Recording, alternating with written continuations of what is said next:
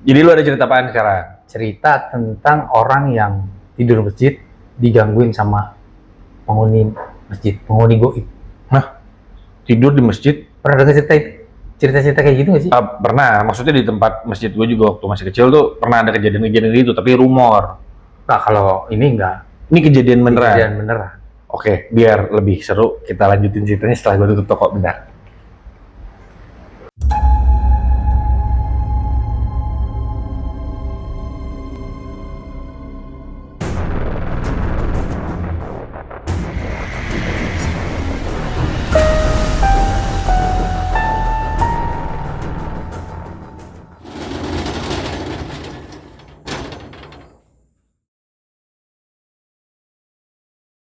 Balik lagi nih pemirsa, bersama kita di OTT, obrolan tutup toko. Tutup tokonya, buka ceritanya. Buka ceritanya, dimana kita mau cerita hal-hal yang mistik, Goib, horor, horor, kasus kriminal, kriminal. kasus-kasusnya korupsi. Jangan. Jangan ya. Jangan.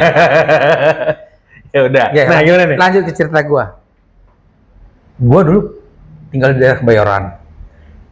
Cukup padat ya, Ini tempat tinggal lu sebelum yang di Ciledug ya? sebelum di Ciledug. Waktu masa kanak-kanak gua sampai remaja tinggal di daerah Kebayoran Lama. Oke. Kebayoran kita tahu lah, kawasan padat. Iya.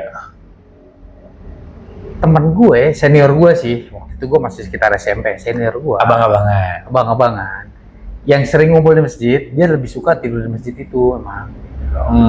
Nah, kejadiannya, ketika dia nginep masjid, itu sekitar setengah 3 malam tuh dia teriak-teriak. Karena kepalanya tiba-tiba ada di dalam teralis yang nggak mungkin muat. Wah, ketika dia bangun tuh ada di dalam teralis. Loh, ada teriak-teriak tengah malam itu. Nggak ada celah buat kepala dia masuk. Nggak muat, nggak bisa. Tapi lehernya kan kecil, leher orang kan lebih kecil dari kepala ya. Nah, pas di leher, Di kepala juga nggak ada bekas luka? nggak ada bekas luka. Bahkan besinya juga nggak bengkok. Teralis itu nggak bengkok. Akhirnya setengah 3 malam dia teriak-teriak, minta tolong. Nah, penjaga masjid yang enggak, lihat kenapa? Nggak tahu, pala gua di dalam ini gimana ceritanya? Dia nyangkut begitu? Nyangkut. Akhirnya dipotong. Gua kejadiannya nggak ngeliat, tapi besoknya kan itu jadi omongan ya. Gue lihat sih bekas gergajian teralisnya. Oh, tapi rumor itu lu denger dari beberapa saksi mata?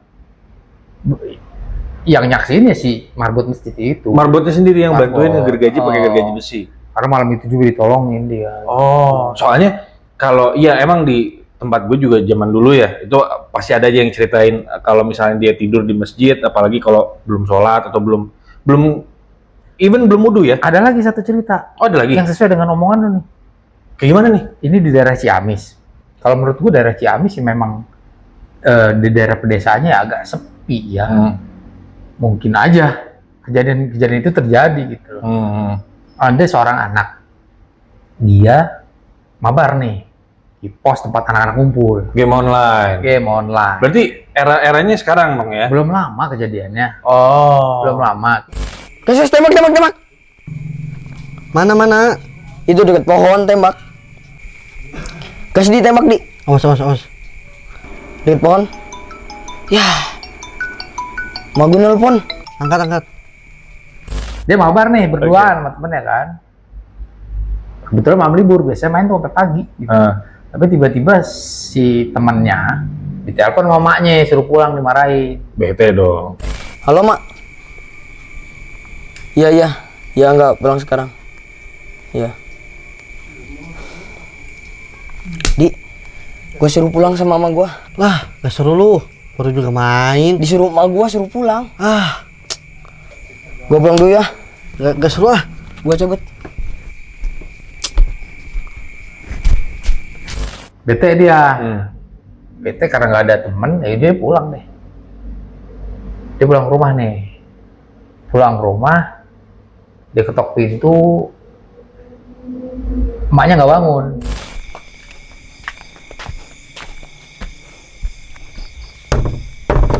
Mak. Emak. Dek.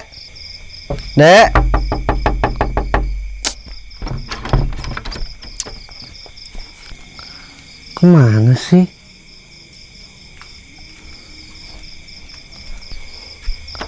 Mak.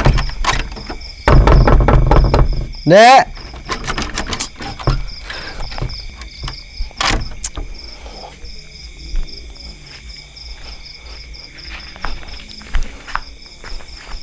Tidur di teras akhirnya dia. Nggak mungkin. Teras itu nggak mungkin buat tidur kondisinya.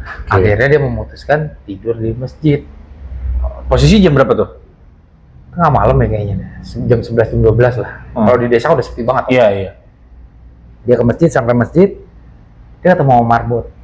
Marbotnya masih sholat. Karena dia udah ngantuk, dia langsung tidur tuh.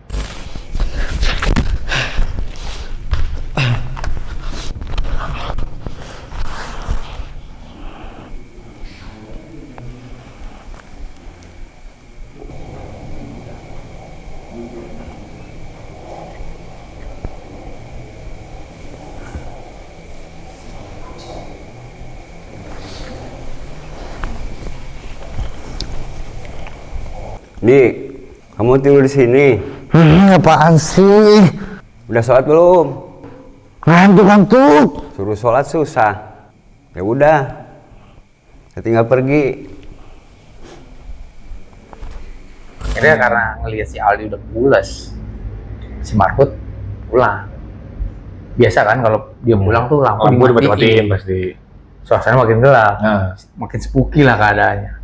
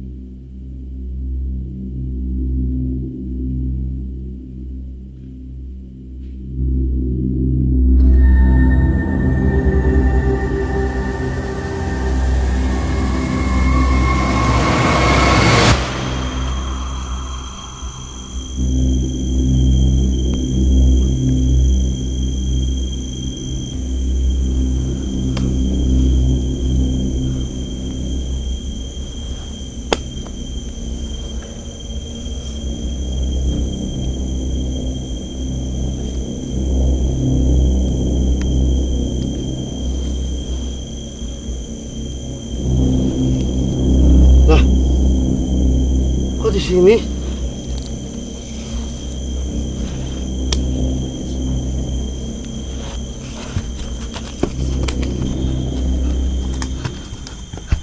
Menurut pengakuan dia, ketika dia baru ngerasa pules, itu dia ngerasa ditarik, kayak ada yang narik. Karena ngerasa ditarik, dia bangun dong. Siapa yang narik gue gitu? Dia bangun, dia melihat tuh suasananya udah bukan di masjid lagi. Nah, lu? Dia melihat, bisa orientasi dia. Dia di mana nih? Begitu dia sadar di kuburan, dia lari. Oh, jadi dia pas dia kebangun, dia lihat sekeliling, ternyata dia baru tersadar kalau dia kebangunnya itu di Di kuburan. kuburan. Jarak antara kuburan dan masjid itu lebih dari 1 kilo menurut pengakuan masyarakat setempat. Jauh, tapi proses dia ditarik, begitu ditarik dia kan langsung melek, langsung ditarik. Dia melihat tuh udah ada di kuburan. Jadi prosesnya kalau menurut Aldi itu biasanya kayak cepet lah ya. Kayak cepet, karena begitu ditarik dia melek, ternyata ada di kuburan. Pelakunya siapa ya? Kurang tahu ya. Cuman yang jelas kalau misalnya ngomongin yang tadi ya, balik lagi yang mau gue selesai omongannya.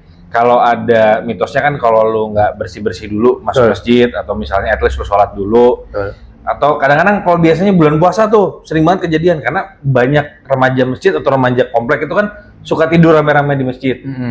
Nah, kalau versi gua, karena gua terlalu banyak nyaksiin yang versi dikerjain, jadi kayak, ini mah dikerjain orang kali, suka dipindahin masuk ke dalam beduk, atau nggak Dikerjain dipindahin temen-temennya. Iya, dikerjain temen-temennya, atau dipindahin ke atas.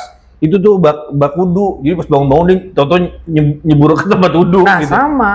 Aldi ngerasa bahwa ini dikerjain Marbot, tapi Marbot meyakinkan bahwa dia pulang. Saat itu dia benar-benar pulang. Bisa jadi dia sleepwalking. 1 kilo lebih. Bisa aja. Kan gue juga sleepwalking. Tapi nggak sejauh itu, gue rasa sih nggak aman ya kalau si blocking sejauh itu. Di luar kesadaran dia gitu. Ya kalau menurut gue ini apa ya? Ada faktor dari alam yang berbeda nih yang membawa Aldi ke tempat.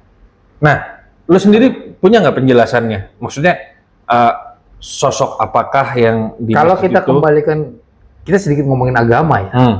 Jin sendiri diciptakan itu untuk beribadah.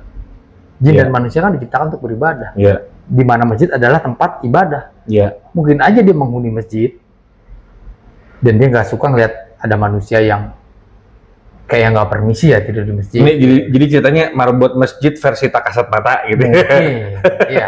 Itu sih kalau dari sisi agama ya. Gitu. Gua sih menghubungkannya seperti itu. Wah, menarik ya. Ya, Lu sendiri pernah punya pengalaman kayak gitu? nggak, kalau gua nggak. Kalau gue dulu tuh nyaksiin teman-teman gue yang suka pada dikerjain waktu lagi tidur di masjid. Nah, karena udah keseringan nyaksiin, belakangan Dikerjain sama teman-temannya sendiri. dikerjain, Oh. biasa kayak Dia ngerasa dikerjain sama makhluk gaib. iya, biasa yang paling simpel kan pakai apa tuh, pakai korek api itu dibangunin kayak gitu-gitu. Panas. Ya, keisengan zaman remaja lah ya. Atau misalnya tangannya pakai bedak atau gimana gitu. Nah, tingkat ekstrimnya ada yang pernah dimasukin ke dalam beduk. Sama Ya, di atas tempat wudhu. Ya, itu kan kalau dalam lingkungan masjid masih wajar ya dikerjainnya ya. Nggak wajar sih sebenarnya. maksudnya Kalau zaman sekarang orang tuanya pasti masih- udah nuntut. Masih sangat mungkin gitu loh. Iya. Tapi ini kalau udah beda tempat, dari masjid ke makam yang jaraknya cukup jauh, itu aneh. Marbotnya naik motor kali digotongin. Nggak seiseng itu ya. Kayaknya nggak seiseng itu sih. Mungkin kalau kalian juga ada yang pernah punya pengalaman. Nah, gimana tuh buat kalian yang sudah pernah punya pengalaman atau bisa menjelaskan fenomena ini apa? Coba tulis di kolom komentar biar kita juga teredukasi nih. Betul. Gitu. Karena Terus, banyak banget kejadian yang kita dengar di masjid itu dikerjain. Jadi kan ada kesan malah ke rumah ibadah kok mistik ya gitu. Iya, betul. Padahal tapi gue beberapa kali tidur di masjid, ya posisi kalau di luar kota. Kalau ya. jin takut sama lu. Kecapean misalnya naik motor atau misalnya habis road trip naik mobil gitu kecapean nggak sempat cari hotel tidur di masjid gua. Alhamdulillahnya nggak kenapa-napa. Iya. Karena mungkin jinnya tahu gua orang baik. Iya. Gitu. Gimana guys? Kalian gimana nih? Menurut kalian format kita yang kali ini nih ada reenactment-nya Betul. lebih menarik apa enggak? Ada video ilustrasinya. Ada video ilustrasinya. Kalau menurut kalian lebih menarik, silahkan donate ke sini nomor rekening supaya biaya produksi kita nambah. Anjir. Biar bisa konsisten begini nih gitu. Gitu guys. Oke. Kita ketemu di next episode, tetap di OTT. Obrolan tutup toko. Jangan lupa di share, like, komen, dan subscribe. Josh.